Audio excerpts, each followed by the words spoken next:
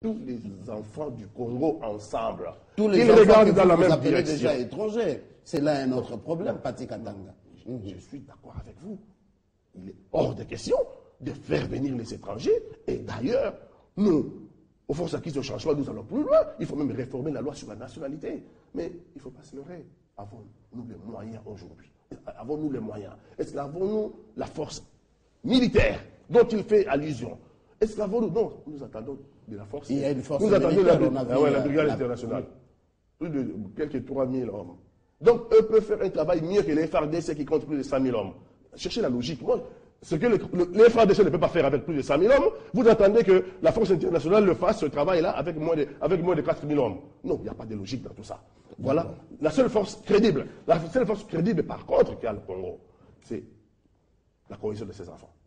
Nous devons arriver à mettre tout le monde ensemble. Ça, d'accord. Si nous sommes tous en bloc, eh ben, nous mettrions en échec toutes les velléités de vouloir occuper notre pays. Ça, c'est un bon message, Pati Katanga. Oui, ça c'est important. Et depuis qu'on a commencé l'émission, voici les premiers bons messages. C'est ça la réconciliation nationale. Ça, avec tous, pas d'exclusion. D'accord. Alors, Papi Tamba, quelle lecture encore vous faites de cette stratégie du M23, stratégie médiatique? Et c'est chaque jour qu'on se réveille avec des titres pompeux dans des médias internationaux. Et ce matin, on nous annonce qu'un colonel des FARDC aurait fait défection avec 30 militaires congolais pour rejoindre les M23. Est-ce possible encore en ce moment? Écoutez, moi, il y a une chose que je dois quand même dire ici, c'est je suis perdu. Je suis perdu parce que Pati Katanga qui est décidé à pointer du doigt vers moi, mais qui ne veut pas qu'on distribue les cartes. Aujourd'hui, il nous a longtemps présenté comme étant des adeptes ou même des partisans du M23. Nous disons aujourd'hui, nous ne sommes pas d'accord avec eux. Des gens qui nous ont accusés d'être avec les M23, aujourd'hui, ils prennent défense et fait et cause pour la M23. Ça me rappelle quelqu'un. Mais c'est Pati Katanga, ne confondez pas des temps et d'époque. Aujourd'hui, les M23 sont rejetés partout dans notre pays.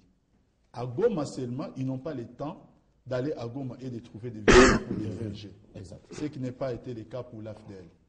Lorsqu'on veut faire la comparaison, il faut aller avec la comparaison jusqu'au bout.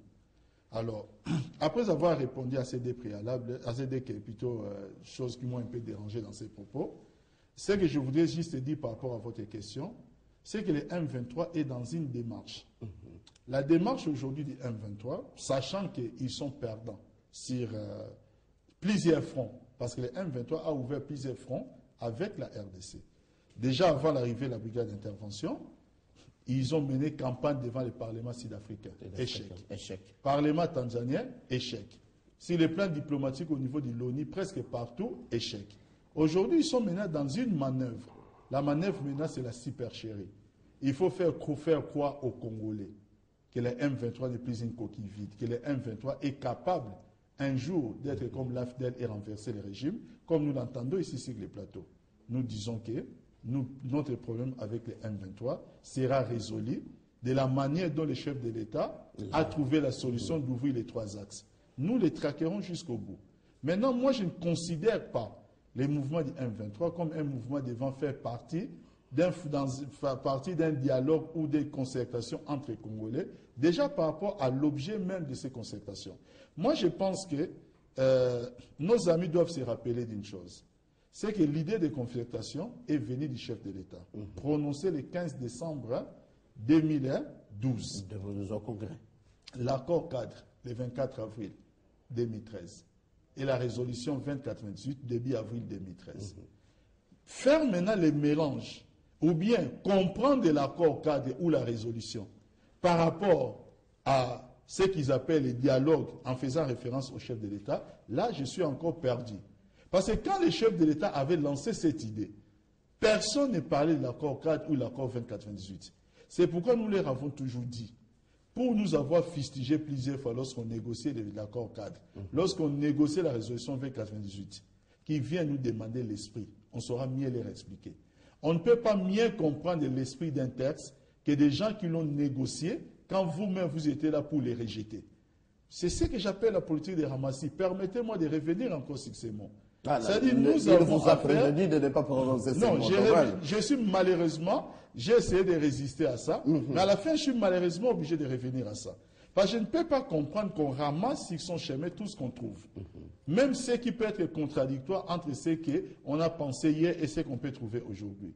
Quand on fait la politique, on essaie de garder une certaine ligne idéologique. Depuis le 15 décembre, le chef de l'État a prononcé l'idée de concertation. La majorité est restée fixe. Et constante. Et constante dans sa conception des concertations politiques. Nous avons les mêmes discours, les mêmes langages, et nous disons seulement à nos amis d'arrêter de faire perdre du temps aux Congolais. C'est ce que nous leur demandons. Et ce n'est pas trop leur demander. Demander aux gens de ne pas nous faire perdre du temps n'est pas une insulte. Parce que ça ne sert à rien de faire un peu de verbiage, de s'amuser comme un enfant dans une cour de récréation pour se dire que maintenant je dois prendre la douche pour me retrouver à la table. Ces temps-là, c'est du temps perdu. La nation congolaise n'a pas besoin de ça. Ça d'accord. Patika Tanga. Et vous savez les temps perdus. Hein. Mobutu À aussi, moins de se répéter encore. Il tenait le même langage. J'ai comme l'impression ici, alors comme à l'époque, être en face de Chimbombo Mukuna, qui défend bec et ongle un régime en décrépitude, un régime en lambeau, un régime dont la garantie de la surveillance de ses frontières est confiée à des pays tiers. En fait, un État qui n'existe pas, un État en faillite. Voilà pourquoi nous devons reconstruire l'État par le dialogue.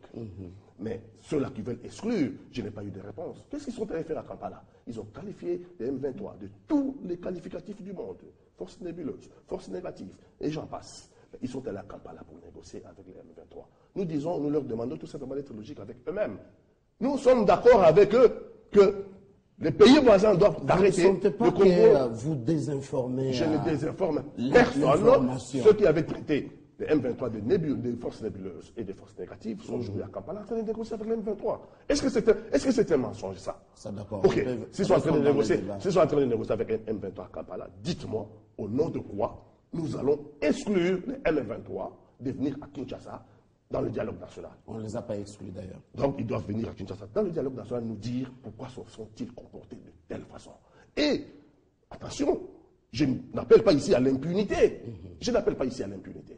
J'ai dit que la vraie réconciliation nationale passera par la justice. Nous devons tous ensemble être d'accord que ceux qui ont commis des exactions devront répondre devant la justice. Mais exclure d'avance comme ça, ce n'est pas régler les problèmes. D'accord, tout le monde doit venir, les problèmes qu'il y a au nord Katanga, les problèmes qu'il y a au Kivu, les problèmes qu'il y a à Kinshasa, les problèmes qu'il y a partout, il faut les résoudre. Les résoudre. Patika Tanga. Il nous reste juste 2 minutes et demie, 1 minute à tout et chacun pour conclure. Et j'ai une question. Quelle lecture vous faites, la justice congolaise qui vient de juger à travers un procès en flagrance, un député national, un cadre de la majorité présidentielle, membre du parti MCR, pour avoir rappelé la population de l'Est à la révolte, à l'incitation et pour avoir intenté atteinte vraiment à la sûreté interne et externe du pays. Un message à tous ceux-là qui n'ont plus le langage d'unité nationale, d'union nationale, ou appeler les gens, la population, aux concertations initiées par le président. Attendez, M. Mathieu, la question telle que vous me la posez, vous essayez de l'orienter à votre manière, mais je vais seulement dire que la personne qui est condamnée est députée de la majorité présidentielle. Exact. C'est quelqu'un de ma famille politique et de la famille qui dirige aussi les pays. Moi, je pense qu'on ne peut pas parler d'injustice dans ces cas encore, parce que s'il faut maintenant des gens qui se plaignent à chaque fois pour dire que l'injustice dans ces pays, on les trouve plutôt par rapport à tout ce que quelqu'un peut déclarer à la télévision ou bien par rapport à la traque de l'opposition, ainsi de suite. Aujourd'hui, ils voient bien que ce n'est pas quelqu'un de l'opposition. Nous sommes tout simplement dans une république qui doit fonctionner avec une justice indépendante. Et je sais que lorsqu'il y a une condamnation, si la condamnation est définitive, je ne sais pas si c'est déjà le cas. C'est déjà 3 ans de prison prononcée. Non, je ne sais pas si elle est définitive, parce que peut-être jusque-là, il y a peut-être les délais d'appel courent encore, je ne sais pas. Mais je crois que commenter une décision de justice serait déjà une infraction. Nous devons seulement continuer à croire à l'indépendance. Est-ce que ça ne va pas trop vite? Nous devons continuer à croire à l'indépendance de la magistrature. Maintenant, moi, je vais dire à ces députés ou à sa famille, s'ils se sentent lésés, les droits n'ont pas été bien dit. Il y a des moyens de recours qui existent. Il y a des canaux de droits qui existent pour maintenant qu'ils puissent au moins exprimer sa voix. Ça, donc, c'est ce que je voulais juste lui dire. Mais c'est Patrick Atanga. je ne suis pas quelqu'un, quand vous me pointez les doigts, je n'ai pas tué Chebea. Ah, voilà, ça d'accord. Je veux que vous le sachiez. Patrick Katanga, pour conclure rapidement, on n'a plus de temps. Non, cher ami, je sais très bien que vous n'avez pas tué Chebea. Je parle de votre régime, pas de vous en tant qu'individu.